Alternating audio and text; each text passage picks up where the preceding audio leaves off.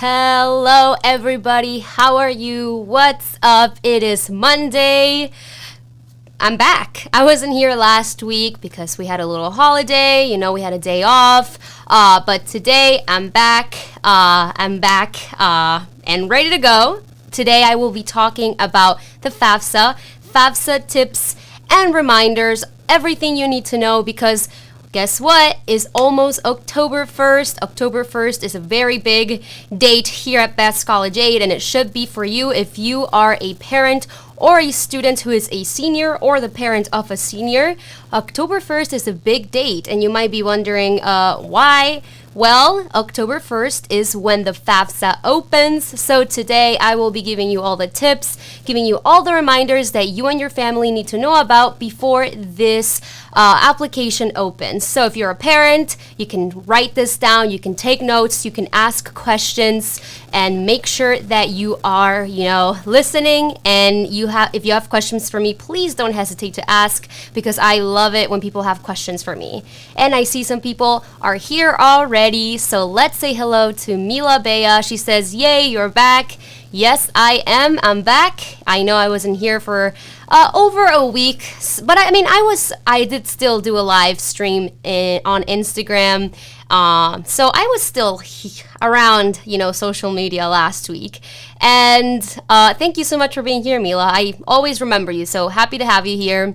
We have Dan Schrader saying hello. Hello, Dan. How are you? Welcome back. And we have Vidal saying hi. Hello. Hi, Vidal. Today we are talking about the FAFSA. Yeah, FAFSA tips and reminders.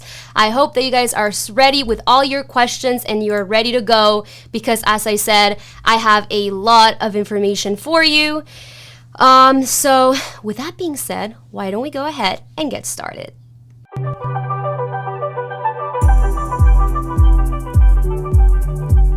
Alrighty. FAFSA tips and reminders. First reminder, and I already mentioned it earlier in the presentation, is October 1st. October 1st, we are currently, what day is it today? It's September 13th. Today's my older brother's birthday, actually.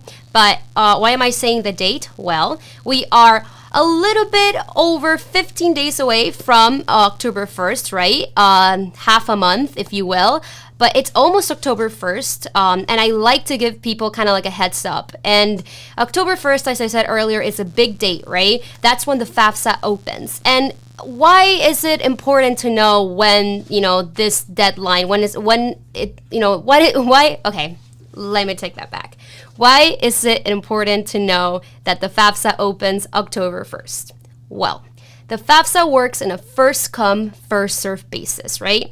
So the earlier students and families apply, the higher the chances of receiving the most amount of aid. And I want you guys to remember this, right? If you're a parent watching this, remember it is better to apply for the FAFSA. It is better to fill out the FAFSA as early as possible, right? Because the chances of receiving the most amount of aid will be higher, right? So those are the biggest reminders. October 1st, first come, first serve. And I will go a little bit more in depth over this, so stay tuned. All right. A lot of people ask me, and I got a lot of questions last week because we did talk about it in our Spanish live stream. What is the FAFSA? Some people had never heard of it. Some people were confused. They thought that it was only loans. But what is the FAFSA? The FAFSA is a form that determines a college student's eligibility for aid and scholarships. All right. So the FAFSA is not, the FAFSA application is not, you fill it out and you get, scholarships or right away. It is a form that determines many things that helps schools see, all right, so this is this student's financial need. This is how we will determine how much money we can give them.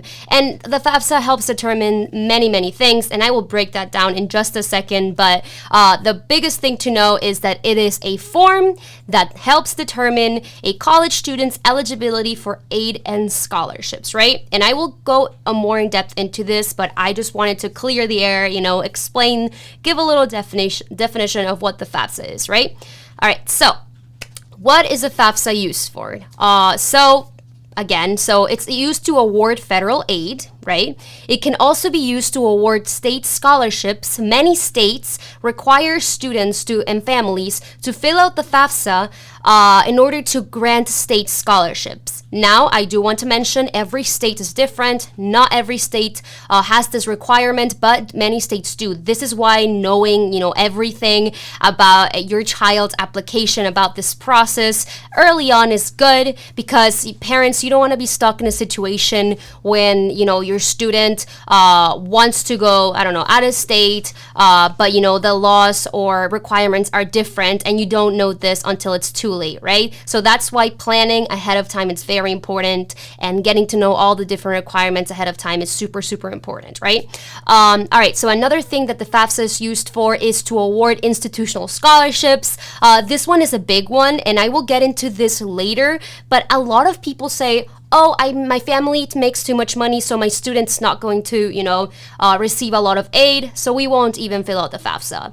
But what a lot of people don't know is that a lot of colleges and universities actually use the form to award, merit-based scholarships. Not need-based scholarships, but merit-based scholarships, which those are, merit-based means, if a student is good in, I don't know, if they had good grades throughout college, if they, won an institutional scholarship for, I don't know, if they did well in the SATs, ACTs, maybe like a sports scholarship, right? A theater scholarship, etc. So these scholarships at certain universities, they will need the FAFSA for students to receive those type of scholarships. And those are, like, merit-based scholarships are not, based on financial need. So keep that in mind. And if your family's thinking, oh, we make too much money, or oh, my student did really poorly in high school or something, you should still be filling out the FAFSA, right? Everybody should be doing it. Even, the students, my brother David said this the other day,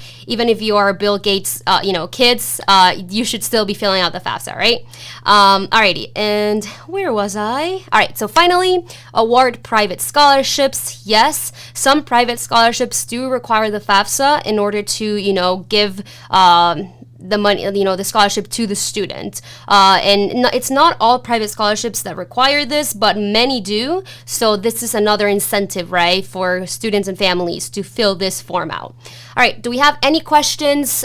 Remember, guys, I want to let you know that, and I've said this in past live streams, I think these live streams are, better and more, I feel like everyone learns more if people are asking questions. So don't feel shy. Don't, be scared of ask a question. I'm sure a lot of people who watch this, have a question, and sometimes they feel, embarrassed, or they think, oh, that's a silly question, so I won't ask it. There are no silly questions, and these live streams, I feel like they're more interactive and honestly more entertaining if people are, invested in asking questions, going back and forth. So I encourage you to ask questions. Alrighty, okie dokie. So that was, what the FAFSA is used for. That was a little breakdown. All right, so now I am going to, you saw that I have a check mark next to federal aid. Now I'm going to, get into, federal aid. So with the FAFSA, it's used to determine federal aid as well. So there are different types of federal aid. There are grants, work study, loans, and tax credits, right? So a lot of people were asking me last week, what is work study? What's work study? What is that? And I'm going to explain it a little bit because I did have a lot of questions about it, and maybe somebody in the audience has a question about this. So work study is a program, right? And once a student, their family applies for the FAFSA, and if they get approved to, qualify for the work study program, basically what it is I had it, my siblings had it. The students are prioritized, not prioritized, but the school helps the student find an on-campus job that will help them finance their education, right? So my family, I was approved for work study, and when I went to college, my school was really good about helping me find the job as soon as I got to campus. Even before I got to campus, I already had a job on campus. So usually schools with students that have work study, they prioritize those students, and they say, all right, so these students are part of the work study study program. Let's help them find a job. Because sometimes it's not hard to find a job on campus. It depends on the university.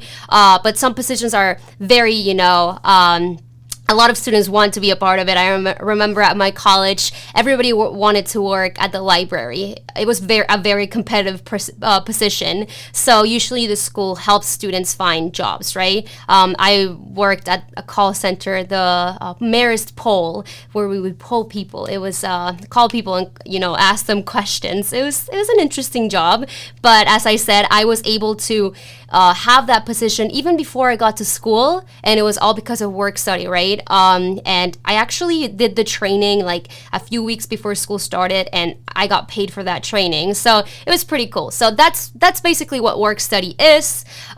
Grants, usually we also got some questions. With grants, this is money that usually doesn't have to be paid back, it's awarded to students. And then loans, this is a scary word for people, and I will mention it again later on in the presentation. Sometimes it's okay to take out loans. There's this thing that we call healthy loans, and usually federal loans, they're healthy loans because one, the interest is very low, and sometimes there are no interest while the student is still in college.